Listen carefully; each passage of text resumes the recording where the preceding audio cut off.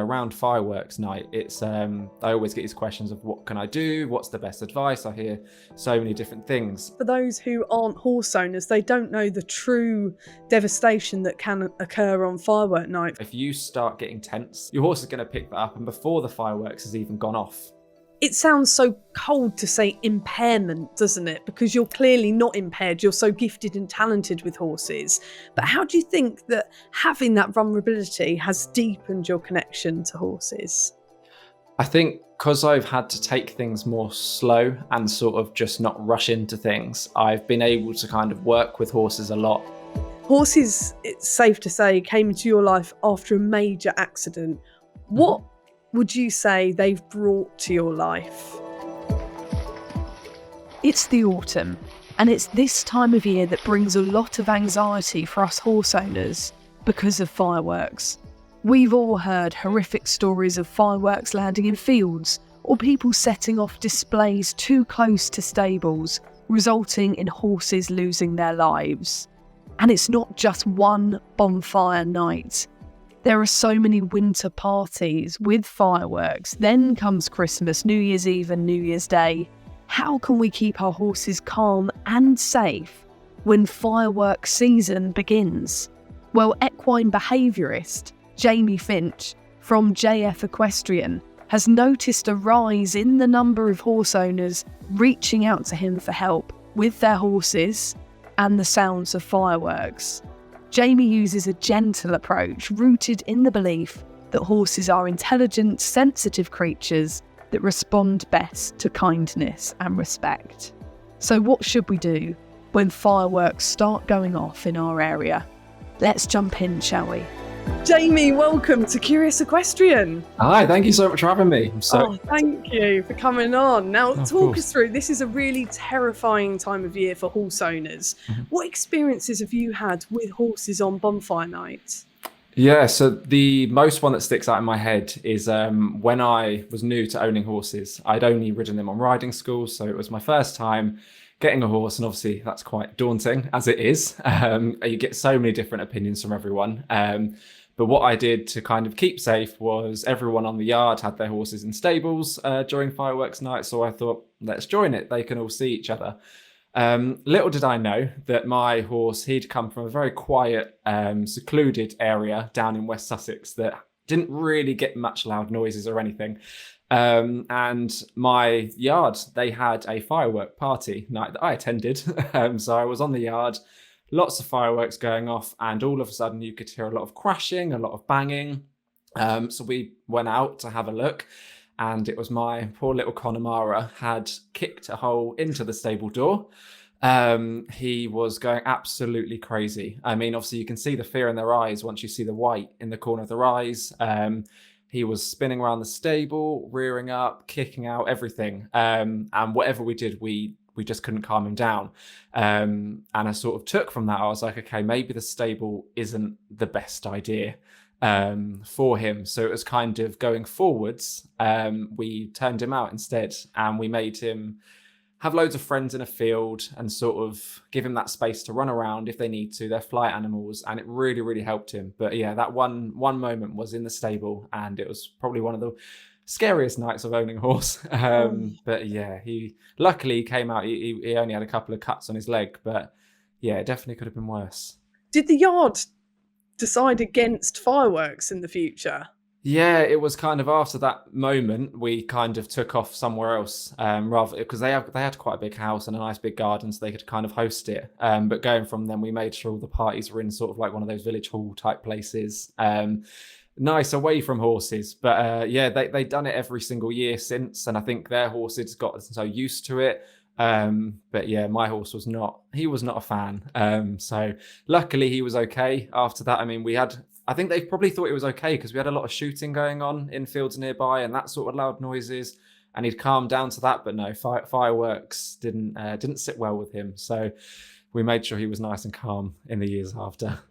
And then fast forward to your life as a behaviourist, and now you're seeing more and more clients asking you for help about fireworks. Yeah. Are you seeing an increase in people looking for support? And why do you think there is more of a problem now with horses and horse owners and fireworks? Yeah, 100%. I mean, I work closely with a lot of horses that are quite frightened of a lot of things, and I do a lot of desensitization. And when it comes to this year, or any loud noise in particular, but yeah, around fireworks night, it's I always get these questions of what can I do? What's the best advice? I hear so many different things. And genuinely, I think the reason why I'm getting asked so much is because of the current state we're living in at the moment.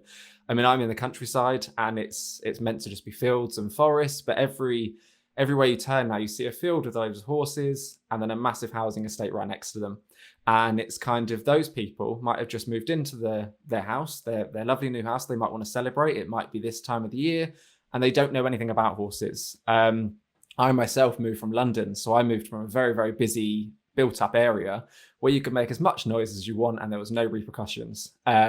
Whereas out here, it's a lot quieter, it's a lot calmer. And if you've got someone that doesn't know that and doesn't then go over and warn the horse owners that they're setting off fireworks, it kind of just causes a massive eruption and a lot of, I don't know, terrible things happen. Horses escape from fields, horses get trapped in stables.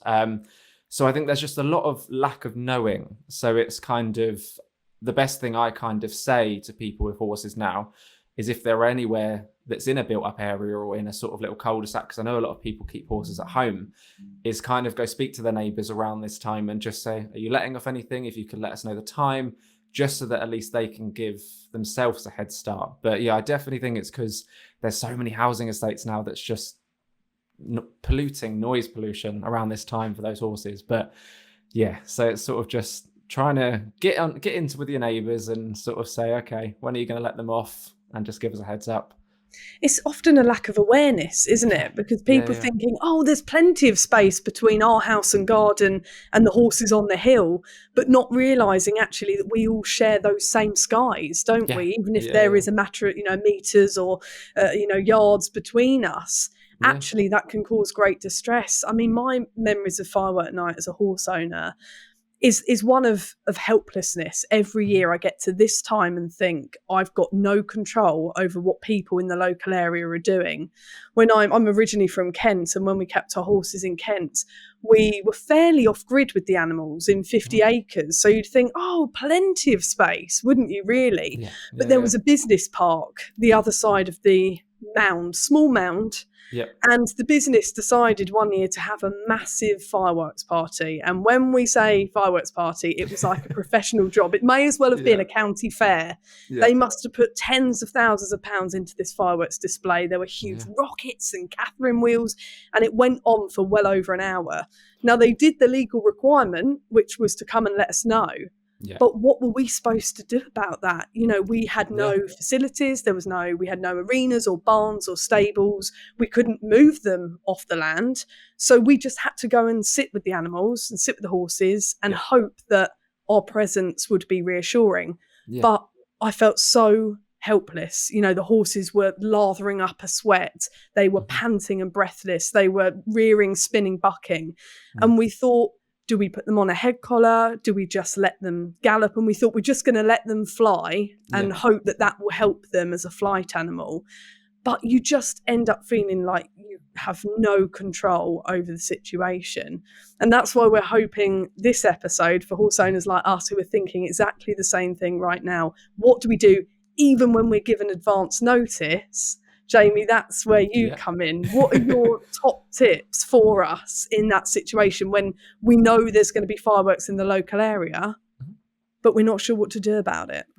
Yeah, so it's kind of everyone knows of Friends, Forage, Freedom, and that really you can take that in any context you want. Really, obviously, Friends, Forage, make sure they've got things to do and things to eat and places to run. And my top three things that I would say are kind of all based around that. So starting off with Friends, it's horses obviously are herd animals. They like to protect one another. You see this quite a lot when they're sleeping, for example. If they're in a big herd, you'll have all the horses laying down and one horse standing up watching over. They're protecting them. So they're protective animals. And like I was saying at the start, with the experience of my horse in the stable, I found it so much more relaxing for him when he had friends in a field and that sort of space to kind of gather up if they need to and sort of bounce off of one another. So it's kind of all about making sure that your horse isn't isolated in those situations. Because sometimes, like yourself, if you're having a panic attack, if you're getting stressed, sometimes you want to kind of just curl up and just avoid everyone else. But a lot of the time, having that friends, that comfort, that someone there, really just kind of pushes that positivity and gives you a lot of confidence and kind of relieves a lot of stress. So I think surrounding your horses with as many companions as they can. And I mean, as possible. I know it's not always possible. Some horses need to be on their own. They're not fond of other horses. But I can almost guarantee you, in a time of stress, that all goes out the window and they kind of just try and protect each other. It's their natural instincts. And then obviously that then leads on to the freedom side of things as well, because whilst they're with their friends, they'll need to be in an open space and they'll need to be somewhere that they can escape. And like you mentioned a second ago, they're flight animals. They don't tend to fight. They might fight each other, but they're not really the ones that are going to kind of stand their ground and fight whatever's coming, especially if they can't see it. Now, if your horse is trapped in a stable, they don't have that space or anywhere that they can go or run to or hide if they want to go hide under a tree or hide at another end of a field, or even just to kind of let off some stress and run. I mean, a lot of horses at firework night might thrive in it because it's their routine. It's what they know. It's what they're comfortable with. They're not comfortable with going out at night. And in that instance, yes, keep them in if that's what they're comfortable with, 100%. And a lot of people at yards might not have the facility to kind of have their horses out 24/7. And I'll come back to that in a second. But yeah, if they're comfortable in a stable, keep them in a stable. But if not, I would 100% take them out, let them gallop around like you were saying, let them get all of their adrenaline, their emotions out, just let them get rid of it. And if it means that you've got to kind of have a chat with your yard manager or your yard owner to kind of say, look, for one night, can we please just have the horses out? It's not going to make that much of a difference. And because most of the time you can't have your horses out because of the fields being wet or boggy, but for one night, it's really not going to make that much of a difference. Your yard owner is going to know it's your horse's safety and it's your horse's well-being. So kind of give them that space to run, give them that space to go. And then whilst they're out there, or if they're in their stable, think of your forage, but rather than keeping it as foraging for food, keep it as foraging for stimulation, mental stimulation and something to do. So if they're in a stable, hang some things up on the wall, like a carrot or a swede or something they can play with, or give them a treat ball. Give them an extra handful of treats. Do you know what I mean? They're about to go through a stressful situation. Or if they're out in the field, give them things, I don't know, some horses like those big balls to play with, or some horses like to have field shelters that they can go have the same stimulation as a stable, but they can walk in and out as they please. Or something just to do, some logs on the floor, just something to keep their brains ticking and occupied. And that kind of all merges into one sort of big tip and trick of sort of give them those friends, give them that freedom, and give them things to do, give them stimulation. And there's a couple other things I can mention, but it's sort of the main one is allow them to kind of be free and be horses for the time being whilst they're kind of going through that rubbish situation that they don't know how to control or deal with. But it's some sound advice there, Jamie. And you mentioned that some people, either their horses love being in the stable and that's their comfort space, so they'll stay in, or there are restrictions on the yard so the horses can't be turned out. What can they do in that scenario to keep calm on the yard when there's bangs and whooshing and shooting going off overhead? Yeah, 100%. I mean, one of the things you've got to remember is how sensitive and receptive your horses are to your own emotions. And I know you touched on it before about you feel helpless and you can't do anything.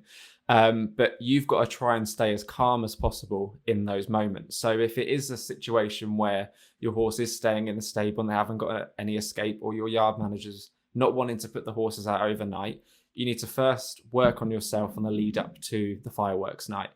It's the example I always use is if you're about to go over a jump that you think, oh, that looks a little bit high, can't do that. Your horse is going to pick that up instantly. I've done a lot of equine psychology and sort of learning about how the brain works, and you get to pick up a few things about if you start getting tense and if you start getting uptight and thinking, oh God, this is going to happen, that's going to happen, and you're being worrying or you're getting quite stressed around your horse is going to pick that up. And before the fireworks has even gone off, they're going to get stressed.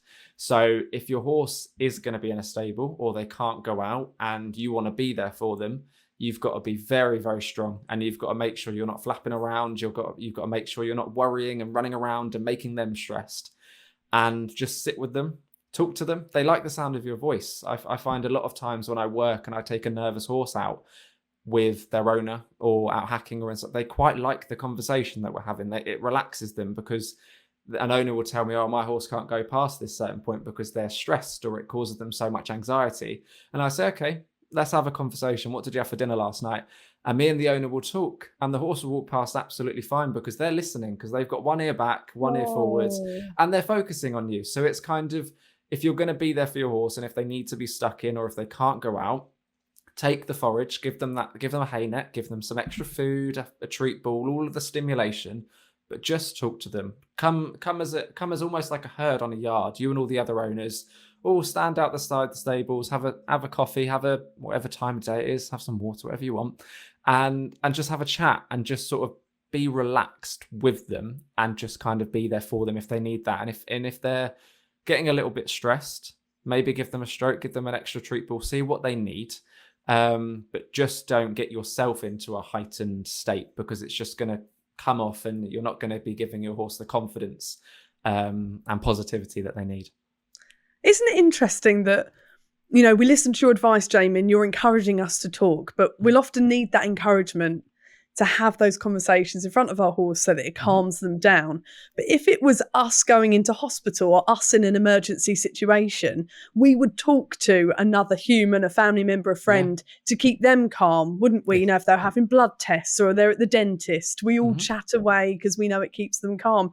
But so often we need that reminder with our animals. Yeah, 100%. It's you forget that they can't, you forget that they can react to you, and you forget that they are listening. A lot of the stuff that I teach is going off of using your voice and riding and doing groundwork with just solely your voice, because a lot of people will mistake horses having their ears back a little bit or twitching back as sort of maybe a bit of pain or discomfort. But if they've got one ear back and one ear forwards, they're listening to you the entire time. They can understand exactly what you're saying. And it's the same. You train them, you say walk on, they'll walk on. And it's like, okay, they can pick up that. They can obviously understand or pick up some signals, whether it's the vibration or whether they can understand what you're saying. You never know. But just chatting and kind of creating an atmosphere that takes them away from the fireworks, it just relaxes you. It relaxes people. And like you're saying with people, if you're having some sort of panic attack or going in for a major operation, talk to someone about it and sort of say, okay, this is going to be fine. And you kind of get out all of your stress and you get distracted. I mean, play a game on your phone is what you do, or something like that. Do something to distract your brain, and it's the exact same for horses. And you're right. I think we forget that they're not just animals; they are sensitive animals. They need that sort of comfort the exact same way we do.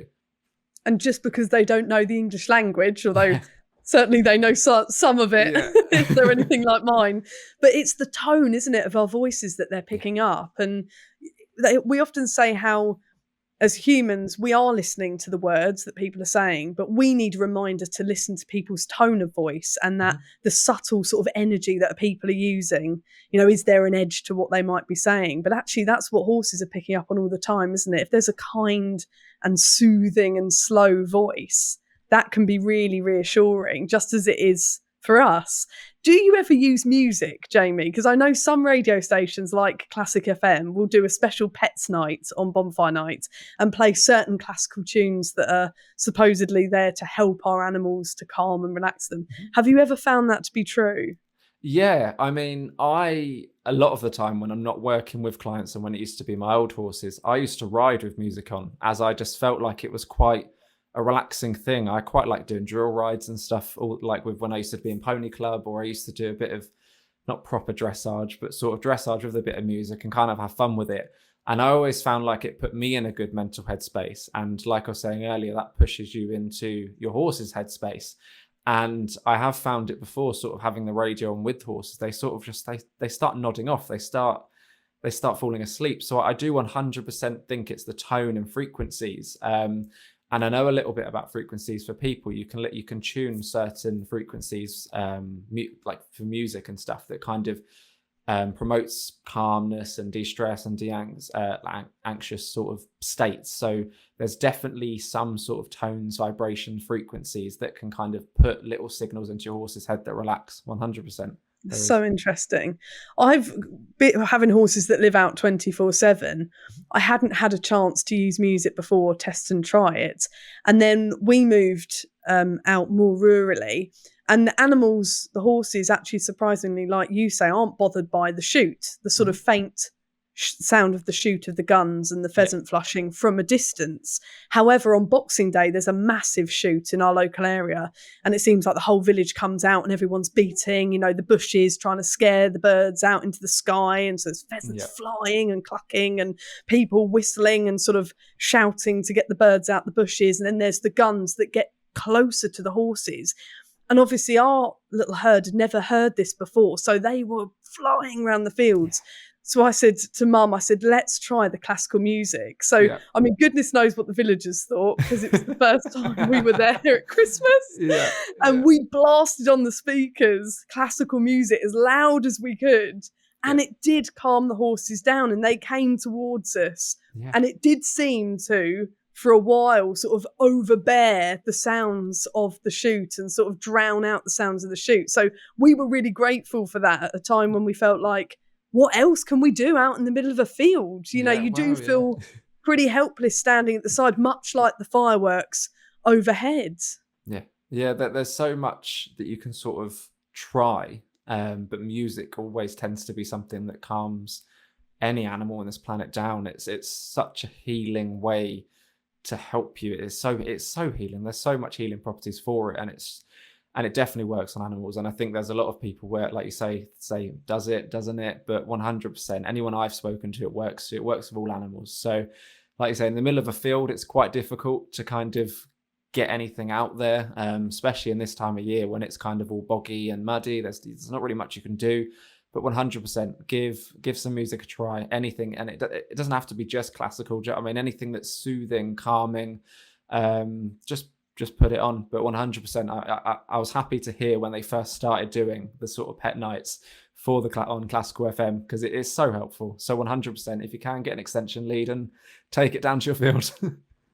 And again, it is raising awareness, isn't it? For those who aren't horse owners, they don't know the true devastation that can occur on firework night. For example, I've heard stories of horses collapsing in the field, of horses galloping through fencing and not stopping because they're so terrified. I've heard of limbs being broken. I've heard of colicking. And trying to explain that to someone who doesn't have horses, who think that simply either putting them in a barn or putting them in a stable is the solution. It's really hard to get that point across. And I remember that, moving my animals to a different premises, I had to explain that to a local villager who wanted to throw a big party. And in the end, they said, we've made the decision not to host it. And I said, thank you ever so much. We're so grateful. I almost was, because I'd got to the point of almost begging that they didn't hold a party at the end of the field. And it was actually reached with quite hostility. It was, if they do gallop through the fence and die, it won't be on our watch and it won't be thanks to us. And then you're panicking that they may change their mind and still go ahead, or that someone else in the village might then throw a party. I mean, how do you think we go about raising awareness? Because obviously it brings so much joy to young kids seeing the fireworks in the sky. But how do we actually get through to people who haven't got anything to do with horses to say, these are the real life-threatening perils? Yeah, I think there's a lot of people in their right mind are very, very stressed and quite angry with a lot of people. And I think if you, as a horse owner, angrily go up to someone and try and push your views down them and just tell them exactly what you want them to hear, the likelihood of them listening isn't going to be very high. Because if someone came up to me and started shouting at me really, really angrily, I don't think I'm going to want to listen to them until they're ready to have a conversation. So I think, yes, you are very much in the right to be stressed and angry because you're worrying about your horse. But I think if you're going to approach that, go speak to your neighbours or the people in the surrounding areas, but go speak to them nicely. Just say, hey, look, can we have a quick 5-10 minute chat and talk to them rather than talking at them, talk with them. And I think you're more likely going to get such a better response if you do that. If you just say, look, I've got horses, they're really, really worried. There's a lot of stress around loud noises. here's why, here's what we could do. Do you know what I mean? Try and find the ones that are a bit quieter, because the fireworks are for the prettiness of the fireworks. I mean, the loud bangs, I hate them myself. I do not, I hate Oh, loud bangs of fireworks. yeah. And Oh, me too, Jamie. Me too. I yeah. can't stand it. No, I've been in town centres before where all of a sudden I forget it's fireworks night and they're all going off and you're like, oh my God, this is so much. But there's it's the prettiness that you look for them. So maybe you think, okay, let's use the quiet ones, or I really want to let my kids see the fireworks. Is there a field that we can go to nearer the house, but that's far enough away from the horses? But I just think the main thing to remember is don't go at them with so much force when you're trying to tell them. If you want to make someone understand something, you want to talk with them. You don't want to talk at them. So it's kind of sit down, have a conversation, explain to them why it might be having that effect on your horse and what the consequences could be if this was to happen. Do you know what I mean? Because people aren't going to want that on their heads. But if you shout that at them, they're not going to care. They're not going to want to listen to you. So 100% speak to people. Just go talk to them, go ask them. And because it might make them think, okay, we won't do this. My friends were meant to also be coming around. I'm going to tell them about the horses as well, because they might know people. When it's a knock-on effect and people start finding out, and it's just a conversation needs to be had and people need to be made aware. But the only way you're going to do it is talking.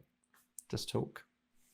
And are there any safety aspects we have to put in place, Jamie? Obviously, in addition to our usual safety regimes that we may have at our fields or yards or stables, I've heard some horrendous stories of fireworks landing in fields and causing all sort of havoc. And obviously, they are a fire hazard. Have you got any tips and tricks that we can put in place before fireworks nights?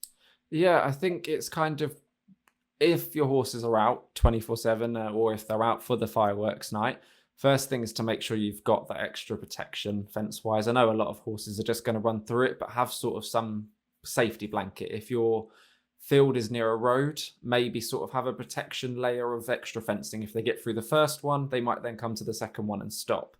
So just give them that extra bit of protection that they might need.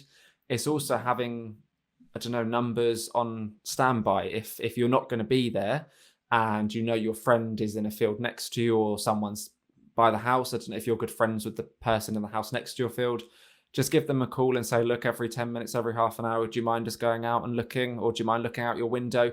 I think just having something there. I mean, horses, they're going to run, they're going to be free. So let people know that. But 100%, I think just if you're able to get them checked on, or if you're able to look out, just have a quick look, don't interfere too much. And if there's something in there that doesn't look safe or anything, instantly call whoever you need to call. If there's a fire, call the fire people. But I think it's having that protection and eyes on your horses without causing that much stress. So 100% have fire brigades or anything on standby if you need to. Do you know what I mean? Have the number ready. Have people in the surrounding areas looking out their windows to see if they're okay, or check back if you want to, and have that protection of the outer layer, even if it's a couple of feet after the first set of electric fencing. So that if they run out, they might then see the second one and stop, and then you can kind of get down there and just untangle them if you need to untangle them, but they might then be blocked off in an extra bit of space. Oh, it's a great idea to have a friendly neighbour, isn't it?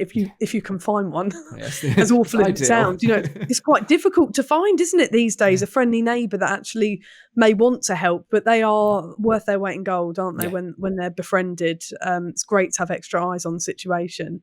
And Jamie, what should we be doing after fireworks night? Because of course the anxieties continue really in the days after local displays. Yeah, I think it's sort of just keep calm, work with your horse and work with people. So if you heard a massive display and you know exactly where it came from, or if your neighbours hadn't given you any warning or anything, just go have a chat with them, go talk to them. Like I said before, kind of go speak to them and say, okay, that's fine, this is what happened, because then at least you've got that experience that you can kind of refer back to and say, my horses are okay, however, this did happen, so maybe next year, or if you're going to let them off again, let's just rein it back in a little bit or see what we can come up with. And that sort of communicate, thing. Yeah, have that back and forth and keep the dialogue going. Yeah, and if you didn't really know them, here's my number. Next time you're going to do anything like that, give me a call or a text or something like that. That's 100% one thing you should do if you sort of encounter anything like that. And also just make sure your horses are okay. So the next day, go down there. If you see a fence broken, get them checked, make sure everything's fine. They've not cut anything. There's nothing too serious damaged or anything like that, and just make sure they're nice and calm. And a lot of things I do in my sessions is a lot of desensitizing. So I do a lot of desensitizing for rustles and sort of bangs and flags and things like that. And you can't help for fireworks night. I haven't got a gun that I can shoot and make a massive bang, or I haven't got a firework I'm going to set off. No, those but rockets, I mean, they're huge, aren't they? They make Yeah. I mean, when this business park set off their own fireworks display, Yeah. tens of thousands of pounds worth of fireworks in the sky, it was like a war zone. The Yeah. sky would light up when that bang went off. Yeah. It went from pitch darkness to all aglow. And Yeah. the sort of distance it spanned was unbelievable. It felt like it spanned 50 acres of the sky. And the horses, you can't explain that they're not in the middle of a battle, or, you know, that something horrific hasn't just erupted. And it's so hard, isn't it, to not be able to talk to them and say, don't worry, this is purely an night of entertainment for some people. When did horses first come into your life, Jamie? Yeah, so it was when I was 7. So I'm now 23, turning 24. So that would have been about 16 years ago. I was at school playing football. I was absolutely sort of football mad, sport mad. Like, I didn't really know much about it all, but I just liked the adrenaline and the pressure of being in a team and sort of doing lots of different sports. And I was playing, it was at school, just with, I think it was during playtime. And yeah, I went to pick up a ball, which had been kicked off the field. At the same time, one of my friends had kind of come to kick the ball back into the field, and had kicked my eye instead. So I'm now blind in my left eye. It meant I wasn't able to do any contact sports. I've had several operations on it. And because it was left for so long, there's so much scarring there and so much damage that they're not able to get the sight back. So what I did was speaking with my sister, and she took me and my younger brother to riding school. And she was like, oh, we used to ride, like I used to ride with mum. So my mum used to have a horse. My sister used to ride hers, and took me to a riding school. And I just fell in love with it. It was straight away. It was something I wanted to do. I stuck with it. My brother, on the other hand, he was a bit more football mad than I was. And after about a year, he just stopped. I think he kind of found any excuse to just stop doing that. It wasn't his thing. But it was something that's just stuck. So it's kind of, I'm such a firm believer of everything happens for a reason. And it's kind of people that I've met and the way that I've ended up is, it wouldn't have happened if that accident didn't happen. So I'm really, really grateful for it. But yeah, not being able to do those contact sports, I sort of bend the rules a little bit and come find horses. And I've just kind of stuck 16, 17 years. Here I am now. Well, what an inspiring outlook on life you have, Jamie, and a mentality that I think all of us need more of, that real positivity. I mean, I take it you can remember life with vision in both of your eyes. What was that moment like when you lost the sight in one of your eyes? Yeah, so it was quite weird. I mean, now as an adult, I can really notice the difference. I mean, if I try look to the left, or if I look down, or obviously covering one eye. But as a child, it looked exactly the same.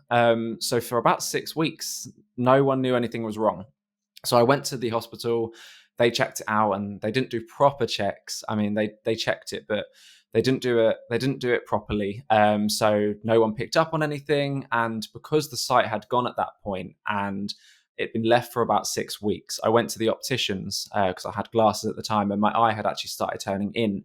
And that was sort of one of the main appearance issues that we saw, which then meant, okay, we can see a difference. And they rushed me down to the Western Eye Hospital in London, and they operated on it and had to reattach my retina. So that was kind of a big ordeal. But as a kid, I didn't really notice any difference until I got older and my depth perception was getting worse. I can't see 3D. And these are all sort of things that as I grew up, I was able to kind of realize there was sort of an issue with the eye and sort of not being able to see. But when it first happened, it honestly looked the exact same.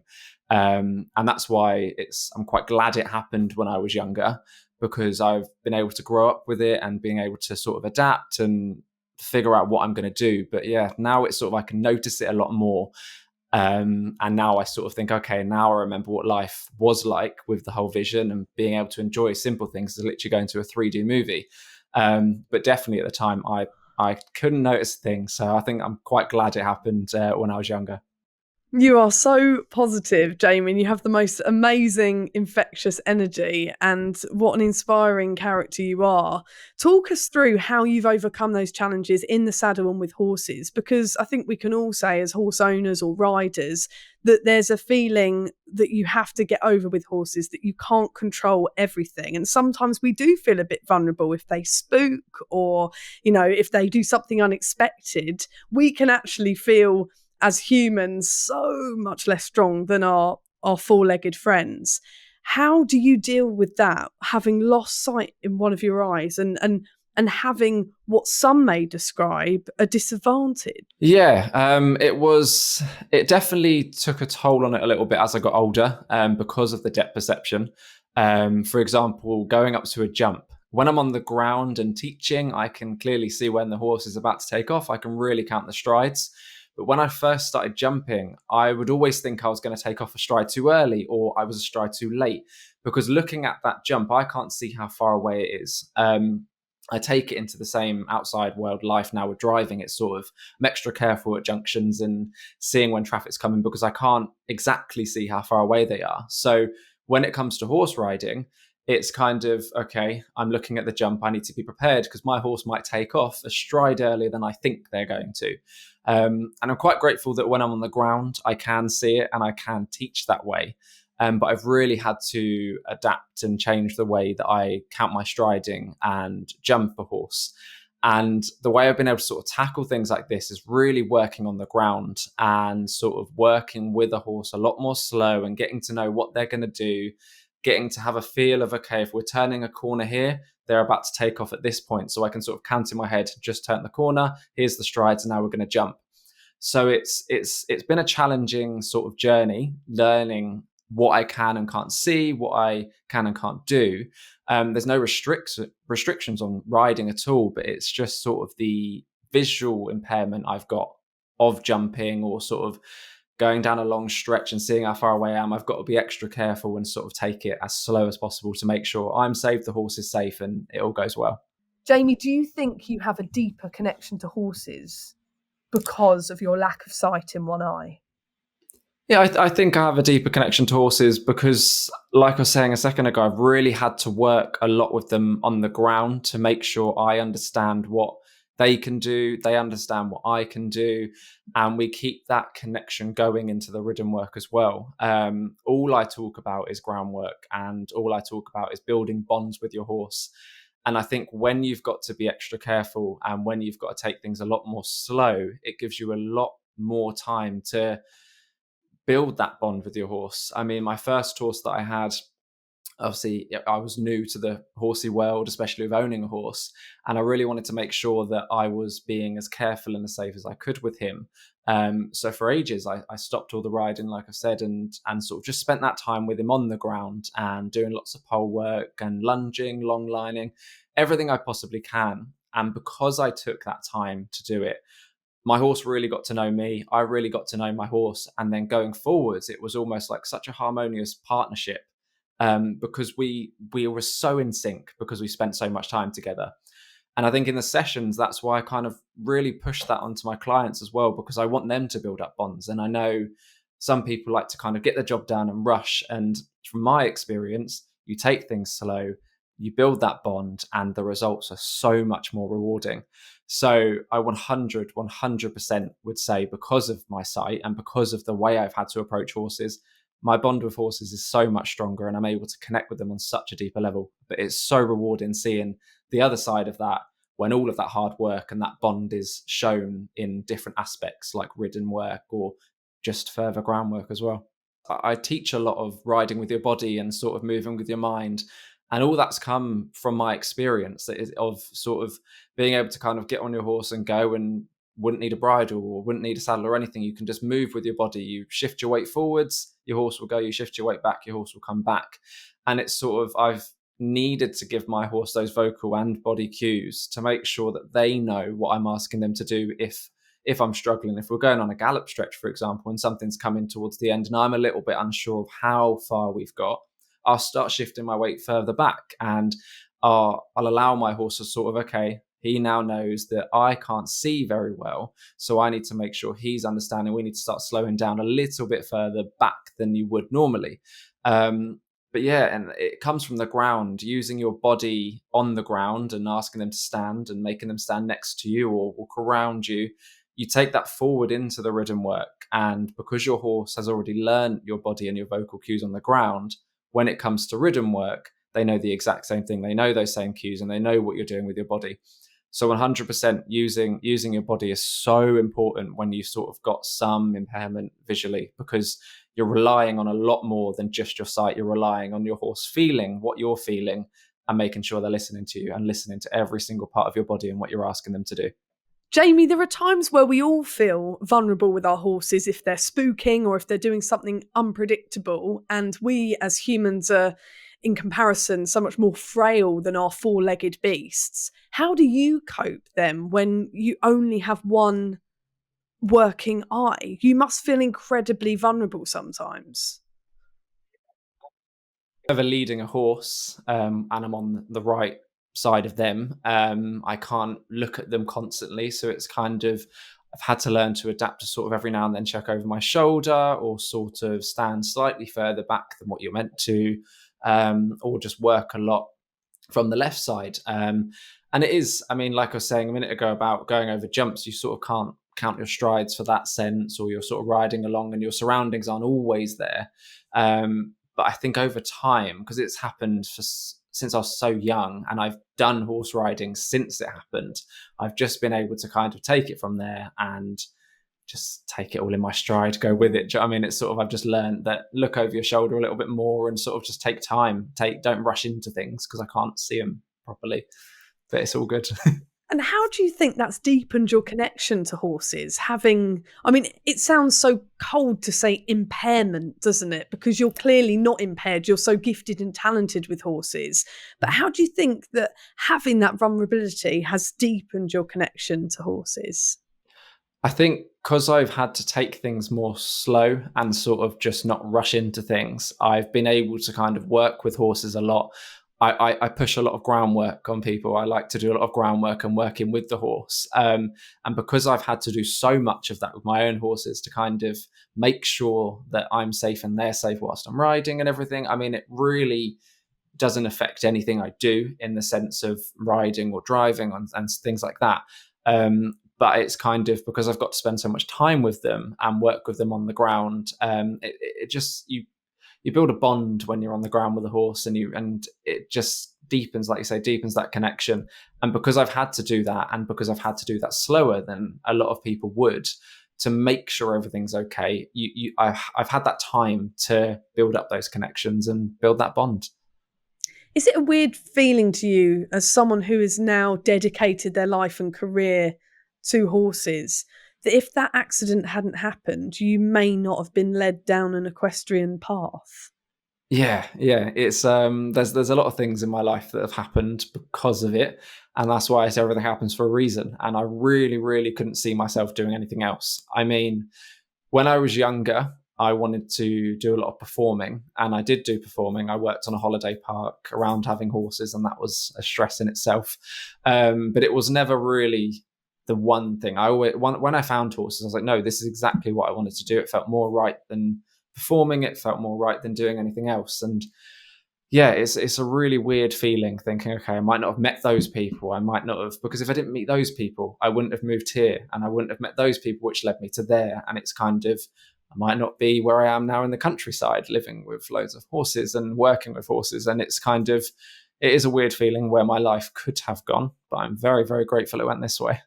Wow, that is incredible. It's like the film The Butterfly Effect, Yeah. isn't it? Yeah. Everything has a ripple effect, and that is both terrifying and exciting at the same time.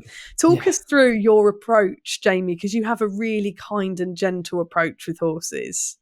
Yeah, I looked at a lot of ways people work with horses and how they like to approach things, and I've seen a lot of things I didn't like.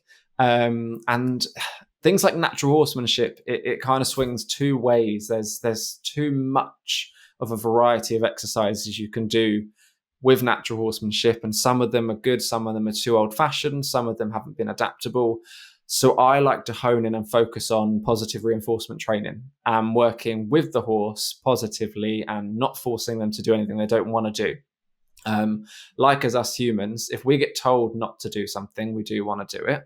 And if we get told we have to do something so much, it kind of goes to the point of, oh, do I want to do that anymore? I don't really want to do that. So I like to work with horses, give them the freedom to go, give them the freedom to escape. So I work with a lot of long lead ropes and lunge lines. So if they need to escape, they can. I don't want them to feel trapped with me. And I work with, okay, if we're walking over poles today, you don't like the look of those poles, let's take a step back, let's bring something closer, let's use a smaller pole or a twig or something, anything that you can use, and build your way up. And every single step of the way, I give them a scratch, I give them a praise and reward and time to reflect. And rather than just pushing them through, rushing and saying, nope, we are doing this is exactly what we're doing, we have to do that right now, I think about, okay, what's going on in their brain right this second? Something that's always stuck with me is a horse can take 30 seconds to realize what you're asking them to do. So if you've asked a young horse who's never backed up on a lead rope with you before to back up, and they stand there and they look confused and clueless, and they don't do what you're asking them to do, I always then count to 30. And if they still haven't done it, we ask again. And if they've still not done it after 30 seconds, we think of a different way to do it. Because if you think, okay, back up, oh, every horse should back up, why is my horse not backing up? They're more than likely just confused, or you're not asking them in a way that they've been used to being asked, or they've never done it before.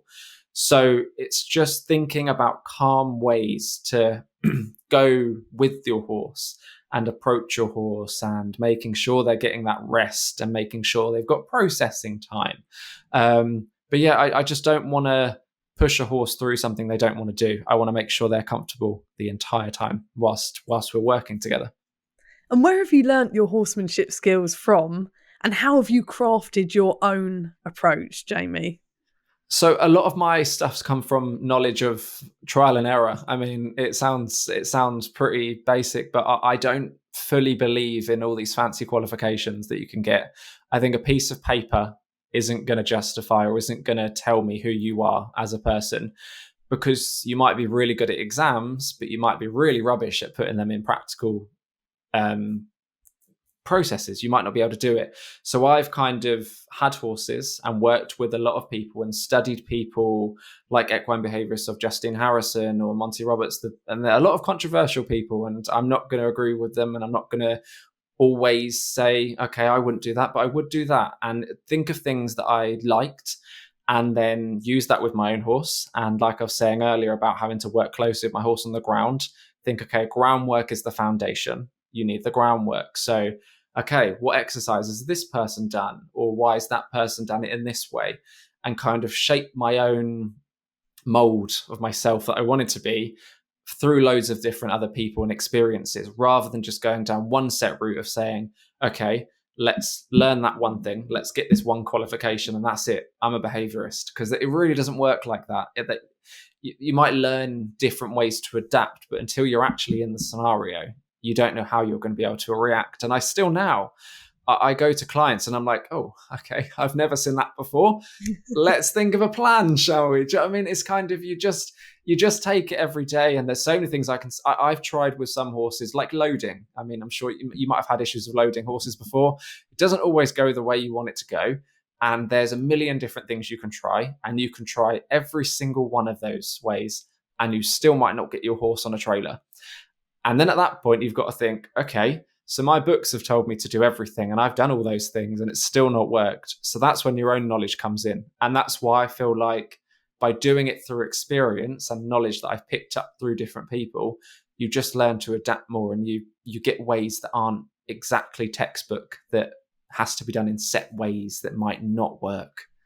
The pick and mix of horsemanship. Yeah, that's a way to think of it. And it's interesting because we're also inspired by different figures in our life, whether it's family, friends who work with horses. I've worked with some friends that are incredibly gifted and I'm just in awe of their skills, or whether it's a professional coach that we watch on TV or on YouTube, or we go to clinics and we pick up bits and bobs, don't we, along the way that suits us.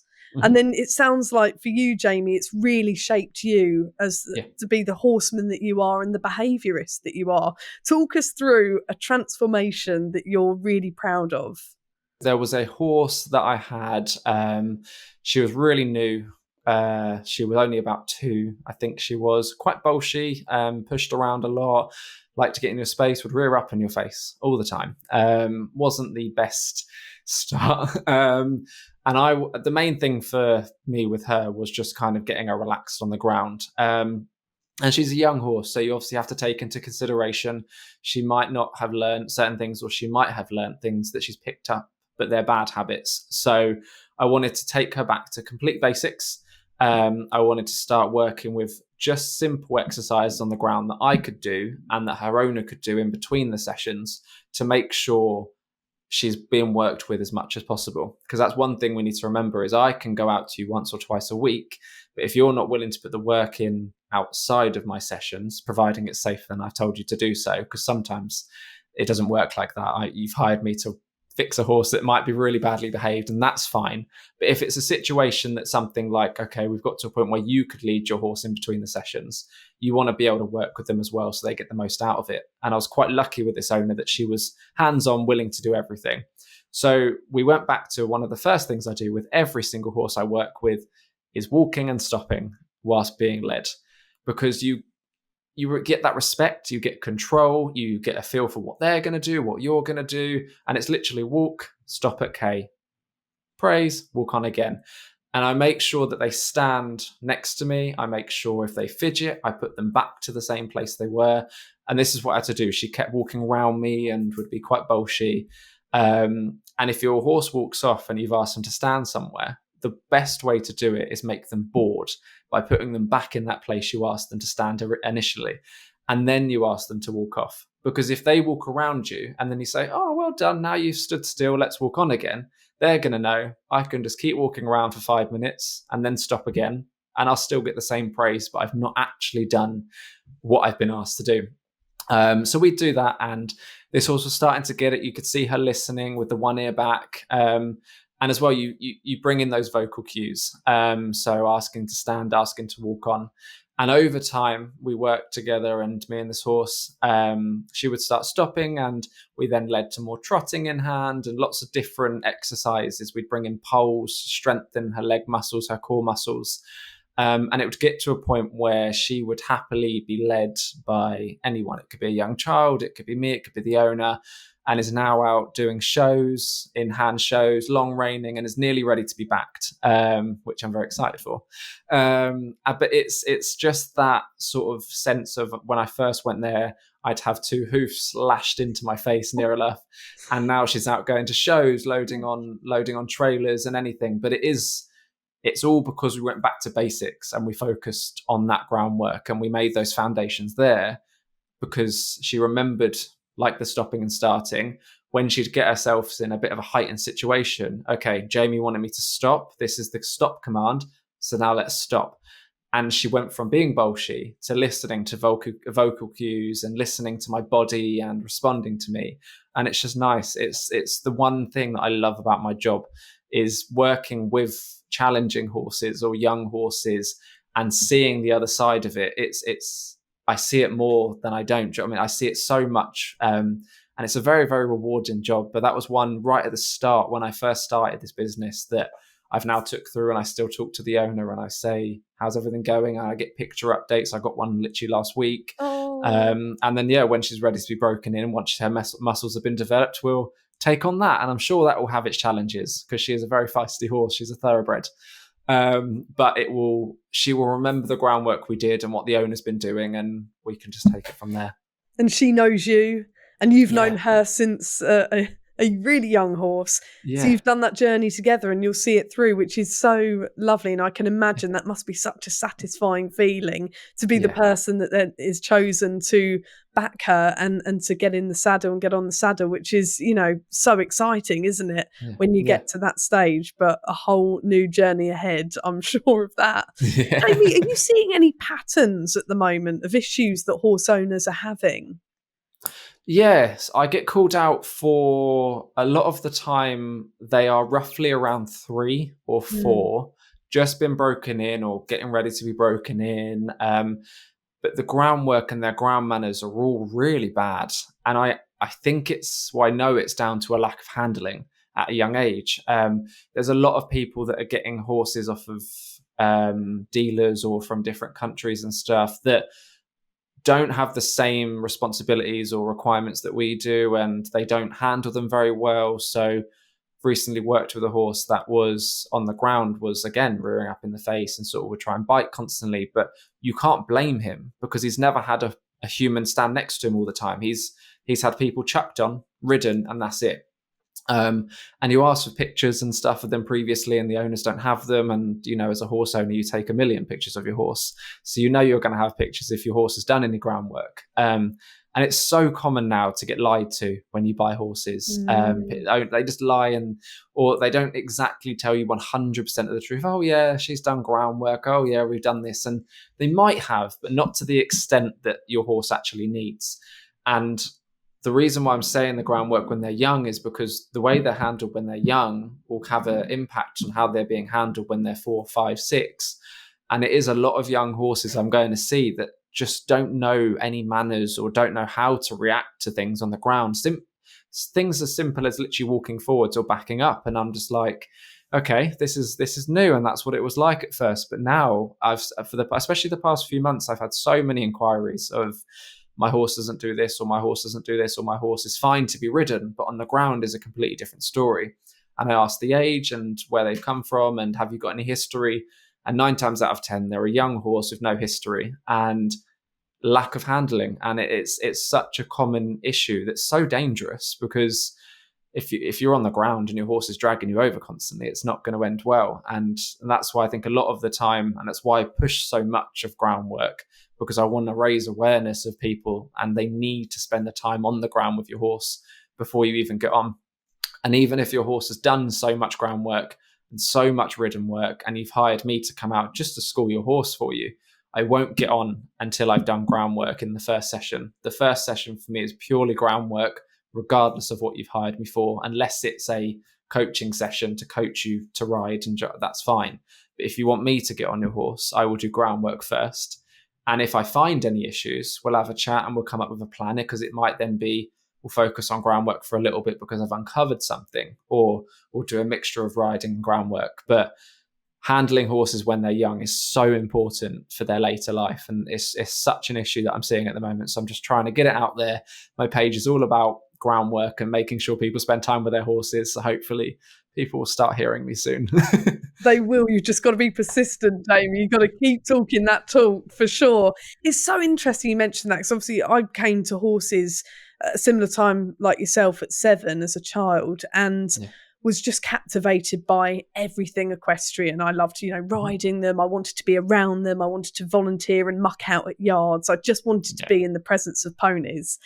And it wasn't until I went through the riding school systems and rode at various riding schools, rode with my friends who had a number of different show ponies, which was so exciting to me. And it wasn't until I started loaning horses as a teenager that I got to grips with groundwork, because the owner of the horse said, she must be lunged X amount of times a week. And I thought, I'm a really competent and confident rider, but I've never done the groundwork. So I had to then learn how to lunge. And I completely fell in love with groundwork. And I found that I enjoyed my evenings lunging in the lights, in the dark, in the lights, as much as I loved being in the saddle, because I love to watch that horse from the ground, to see how it's moving, to see how the horse is listening to me and our interactions, and how quickly she would pick up commands. And that then set off a whole new passion for groundwork. And it's actually since formed a lot of my sort of equestrian life. I've got miniatures that clearly aren't ridden by me. But we love doing groundwork and hacking out in hand into the countryside and doing little obstacle courses and agility courses. And it's so interesting, isn't it, how so many of us come into the world of equestrianism and horses through the riding. And then the groundwork almost comes secondary to that, doesn't it? It almost seems quite backwards. Yeah, no, I mean, I learned to ride at a riding school, and I didn't touch on groundwork at all until I had my first horse 6 or 7 years on. And it's kind of, and that's why I want to get out there and teach as many people it, because like us, they don't have that experience. And it's something that I feel like riding school should do. And I know they do have the own a pony days where you can learn different things, or pampering days where you can spend time with your horse on the ground. But there still isn't a let's go in the school and let's do some exercises over poles on the ground, or even a talk about why it's important. I mean, I used to be in Pony Club when I grew up, and I don't remember a single book that spoke about groundwork and desensitization or anything like that. It was all just to do about riding. And like I keep saying, groundwork is the foundation. And once you've got your groundwork, you'll then see that all of the riding issues you have start falling in place. But if you just ride and that's all you're in it for your horse, the only reason you have a horse is to ride them, I don't believe you should have a horse. I believe horses, they're not just working animals, they're animals. I mean, us dog owners, for example, we have dogs. Some people go out and work them, but they don't always do that. And I think horses are always used purely to be ridden and stuff. And I think one of the most fun parts of owning a horse is getting to spend time with them on the ground and just spending time and being around them, learning different habits they've got, because they've all got different ones. But yeah, I just think in riding schools and places, there should be some sort of, even once a week or once a month or some sort of day where clients that want to come and learn about the horse and learn about why we do things, have a couple hours, do some exercises and have a talk. And I genuinely feel like when people then go into the world of having their own horse or loaning a horse, they'll know different things and they'll know how to approach scenarios that they wouldn't have known before if they just learnt to ride. Because we all know riding school horses are very, very different to normal horses. They're it's what they do. Do you know what I mean? They go in there, they learn, they're calm, they're completely different to having your own horse. Full sense of security. Yeah. And you think, oh, well, I'll go get my own horse. I'll get an all-rounder because that's what a riding school horse would have been. And even they're a different breed. It's just all different. And I think having all of those tools like groundwork and the ridden work will just help you have a much easier time when you step into that crazy, crazy world of having a horse. Because there's so many different opinions and so many different things you can do. And they're all right. And some of them are wrong. There's so much right and wrong in it. But I just think having that extra support growing up into the horse world will really, really help when you step into that world. And as you mentioned, Jamie, so many issues with buying a horse now. And I'm one of those who bought a horse who was, missold. Oh, she's backed. She can do this. She can do that. Bells and whistles. She's such a lovely soul. Don't get me wrong, she's got a lovely nature, but she is a firecracker and she was also not backed. So you can imagine the first ride of thinking this is a ridden horse. And she was unbacked. So it was more like the bronking rodeo had come to town.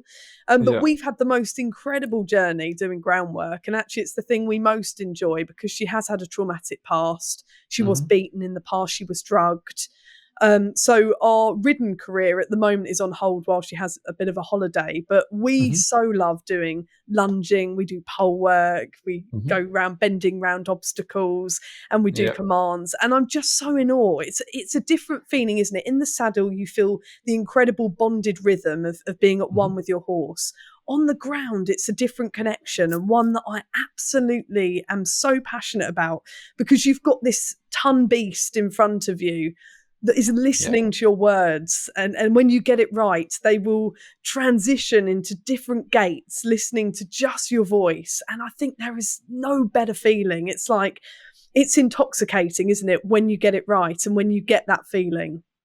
Yeah, and that's why I say the groundwork takes you into the ridden work. Like you were saying, listening to your voice. If you get those commands done on the ground, when it comes to riding, they're instantly going to be like, okay, I remember this. This is asking to walk on. This is asking to trot or whoa or back up or stop. And it just helps you have such a more well-rounded bond and sort of experience when you're riding. And like you're saying as well, my horse was my first horse, he was drugged and doped when I went and saw him, so he was really relaxed and everything. Took him home, I was 13 I think, and got him back, tried chucking me off constantly, and at that point I just kept getting back on. I was like, nope, we're going to ride, we're going to do this, we're going to do that. And it was only then until, and even my instructor, they were all like, nope, just keep doing it, keep pushing through. And I thought, no, that can't be the way forward, because my horse has obviously got some issues here. He'd been broken in, but I think he was just a bit more of a loose cannon is probably the way to describe him.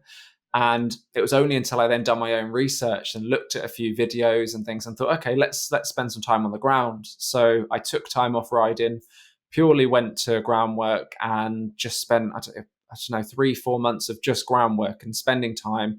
He was my first horse. I wanted to get it right. And it was so rewarding after that, because it led to being able to literally jump on him with no bridle, no head collar, anything, because he was moving off my body and moving off my voice. And it's so nice to see all your hard work that you've put in on the ground pay off when you get ridden. And it meant that we could go out and do shows and go out hacking on our own for hours and hours, or just spend some time in the school, like you're saying, going over poles or going around cones and doing it all off voice. I mean, I do a lot of liberty work and a lot of sending them out into the arena and letting them just have some fun, and sort of doing it whilst you're in the middle and saying, come over here, and watching him turn around and instantly spin around, come towards me and listen to my voice and what I was asking. It's just so rewarding by the end of it. So it's a nice feeling once you kind of get to that point, because there is a lot of hard times before it. But once you kind of step over that line and get to the point of, oh, we've made it, it's fine, it's done, it's just so much nicer. Jamie, before you go, we all talk about how horses came to find us in our lives, and you shared your story earlier. Horses, it's safe to say, came into your life after a major accident. What would you say they've brought to your life? A lot of comfort and escape. Like I said, I struggle with a lot of anxiety and quite a stress head outside of horses. And I think that's why doing this job, I'm able to keep so calm, because from a young age, having them, it was that kind of, if I had a bad day at school or if I had an argument with a friend, I could just go and ride a horse or go sit in an arena or a field with a horse. Because when you're around a horse, you need to forget about absolutely everything that is going on in your life, because you have got a half-tan animal in front of you that needs you and trusts you, and you need to get confidence from them and they need to get confidence from you. So it's kind of any issues that were going on in your life at the time, it's kind of forget about it, because right now I need to focus on staying on my horse or not getting trampled or working with them. So because I've had that from such a young age, and going down the yard on weekends before I had horses and helping out or doing pony club and making friends and having that sort of safety blanket, later on in life, now going to work and being around horses, I again have to completely forget about it more than ever, because I now work with a lot more horses that are a lot more challenging and a lot more, not dangerous, or some of them can be, but it's one of those things that I need to forget about it all. So being able to kind of relax and bring myself back down to earth around them, it's sort of helped me with the anxiety side of things. It's kind of, okay, if I've had stress, that's fine. I know I've got work tomorrow. I know I can go be around 5, 6, 7 horses that, even though they're going to chuck anything at me, I've got to forget about everything and be calm. And it just, it's just been such a nice safety and comfort blanket. And it's just calming. It's so calming. Oh, Jamie, thank you so much for coming on Curious Equestrian. For those who want your help and guidance and want to find out more, how can they do that? Yeah, so at the moment, the main sort of source that I use is Facebook and Instagram. So it's just JF Equestrian. It's just, I post everything on there. So it's kind of anything I do in sessions. Once I've got once I'm able to take photos of horses, the owners obviously have got to approve it. I make sure I put things on there. I make sure I put videos on there and explain things that I'm doing. So a lot of people that find me, they look at my Facebook and they say, oh, I've seen that you've been hacking and helping a horse with hacking. I need help as well. And they can use that and see what I do. So it's the best way to get in contact with me, because you can see everything I'm doing. Or jfequestrian.co.uk is my website. I run a blog on there. I talk about lots of different things, because I think one of the main things I remember is that not everyone can afford a session or has time for it. And I don't do this job for money. I do this job to help people. So that blog there, I mean, I think one of them on there is 11 best groundwork exercises or ways to desensitize your horse. And have a read of those. There's exercises on there and there's a contact form. So if you have any questions or if you want to book in a session with me, there's an email form there. And I'm more than happy to help anyone, even if it is just a chat over a phone. That's absolutely fine. Thank you so much for sharing your tips and your tricks, your words of wisdom and your story with us, Jamie, that I know, safe to say, our listeners will find so inspiring as I do. So thank you so much. No, thank you for having me. Thank you so much for listening to and watching Curious Equestrian. If you enjoyed this episode, please don't forget to subscribe to us on YouTube so that you don't miss an episode and all that's coming your way, or you can subscribe to us on whatever podcast platform you listen. If you could leave us a review on Apple Podcasts, that would really help us to find lots more lovely listeners. And you can also follow us on Instagram @Curious Equestrian Podcast. We'll see you next time.